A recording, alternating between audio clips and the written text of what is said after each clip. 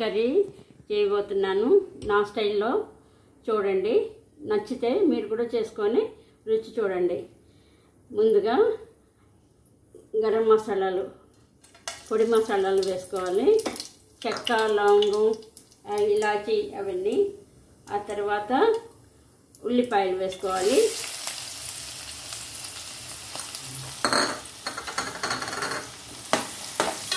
ఉల్లిపాయలు వేసుకున్న తర్వాత ఉల్లిపాయలు వేగిన తర్వాత అందులో మనకు కావాల్సినన్ని పచ్చిమిర్చి వేసుకోవాలి. పచ్చిమిర్చితో పాటు పేస్ట్ వేసుకొని మంచిగా గోల్డెన్ ఫ్రై చేసుకోవాలి. ఈ ఉల్లిపాయలు, మసాలా ఇదంతా మనం తీసుకునే రొయ్యలు హాఫ్ కేజీనా దాన్ని బట్టి వేసుకోవాలండి.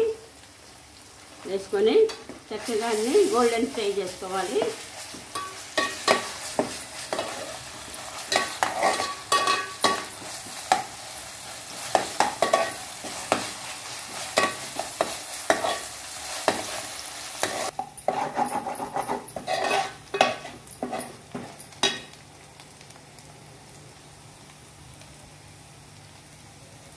పసుపు,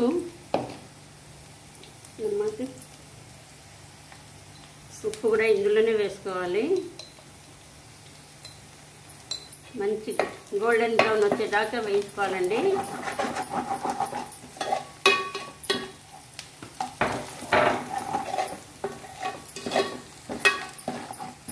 మీరు తీసుకున్న గిన్నె కూడా కొంచెం వెడల్పున్న గిన్నె తీసుకుంటే మనకు చక్కగా కనిపిస్తూ ఉంటుందండి. కూర లోతైన గిన్నెలో చేయకూడదు. ఎప్పుడు పచ్చేపలు కానీ నాన్ వెజ్ ఏ ఐటమ్ అయినా లోతైన గిన్నెలో చేయకూడదు.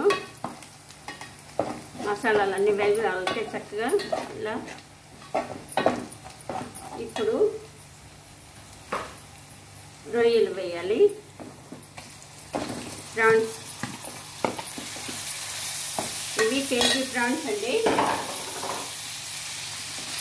కేజీ ప్రాన్స్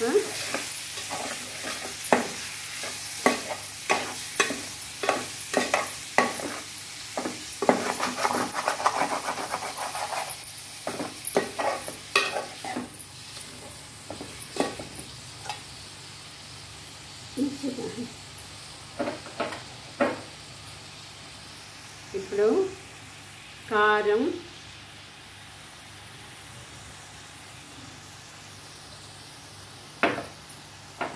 ఇంకా రుచికి సరిపడా ఉప్పు,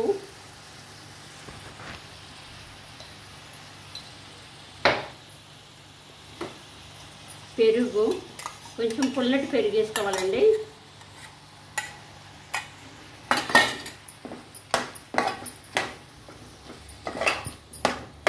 పసుపు, సరిపడా ఉప్పు, కారం, పెరుగు వేసుకొని చక్కగా కలబెట్టి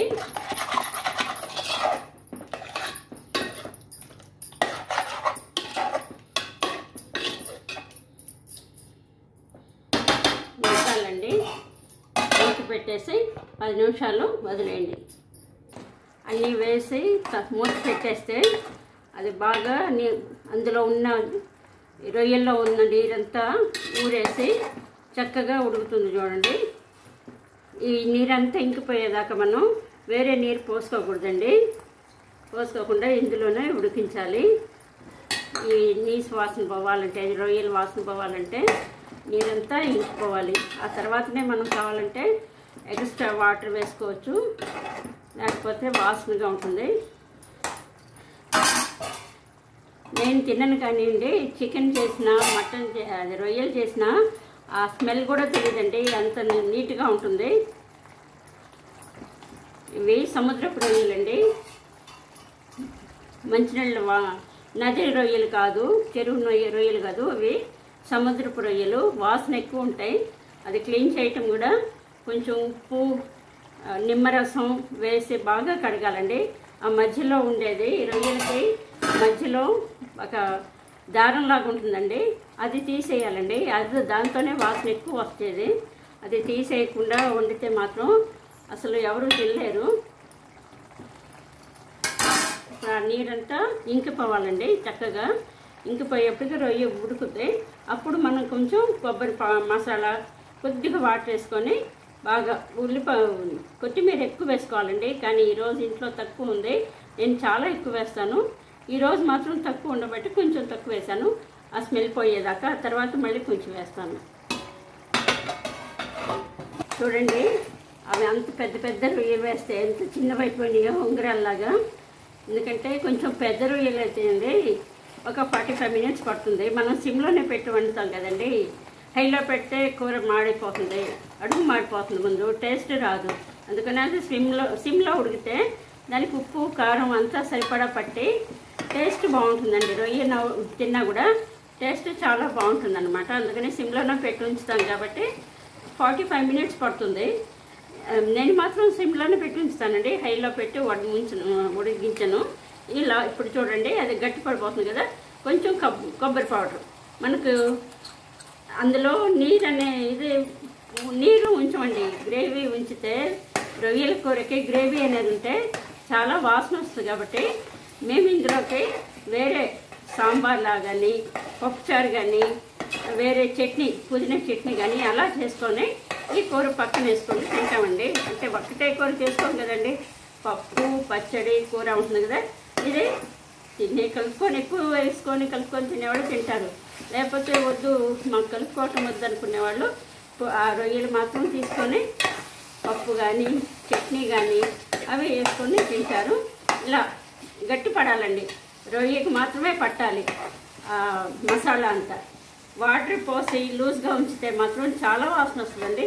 అందులో ఇవి సముద్రపు రొయ్యలు కదండి, చాలా వాసన వస్తుంది. ఎప్పుడైనా కానీ రొయ్యలు అనేది దాని ముక్కను పట్టుకొని ఉండాలండి, అప్పుడే ఆ ముక్క టేస్ట్ ప్లస్ స్మెల్ అస్సలు రాదండి. అలా వండాలండి. ఇంకా ఆల్మోస్ట్ అయిపోయినట్టే అండి, ఒక 5 మినిట్స్ సిమ్ చేసి వండుదాం.